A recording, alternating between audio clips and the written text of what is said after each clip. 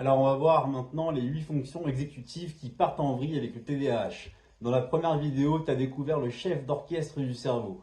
Aujourd'hui, on entre dans les coulisses. Voici les 8 fonctions exécutives et comment elles bug avec un cerveau de TDAH. Ces 8 fonctions, c'est comme 8 leviers internes qui pilotent ta journée. Quand elles sont fluides, tout roule. Quand elles déraillent, c'est le bordel mental. Fonction numéro 1, la mémoire de travail. Retenir ce que tu étais en train de faire pendant que tu le fais. T'expliques une idée et tu perds le fil en plein milieu. Tu lis un message, tu switches, tu reviens, t'as oublié le début. Fonction numéro 2, l'organisation. Classer, ranger, hiérarchiser. Tu as des idées brillantes, mais ton bureau, c'est Beyrouth.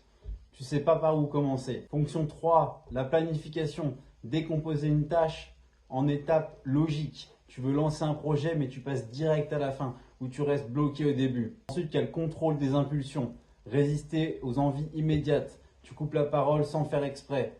Tu craques sur Amazon à 2 heures du mat en faisant un achat compulsif. Fonction suivante, c'est la régulation émotionnelle. Gérer tes émotions sans qu'elles prennent le dessus. Une remarque et tu te sens nul.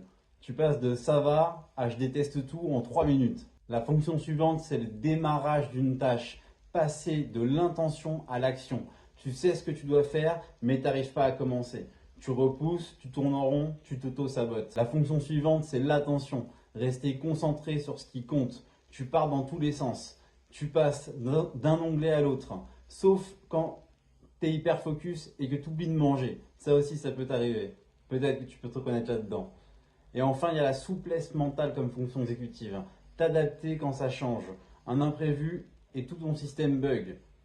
Est-ce que tu reconnais certains de ces bugs? Parce que moi, j'en ai plein. Et c'est normal. Avec un TDAH, ces fonctions-là, elles sont souvent fragiles, aléatoires et épuisantes. Mais c'est pas de la paresse. C'est pas un manque d'effort. C'est ton système, mon système qui tourne autrement. Dans la vidéo 3, on va aller plus loin. Je t'explique ce qui bug dans le cerveau au niveau neurologique. Et là, tu vas vraiment comprendre pourquoi c'est pas juste dans ta tête.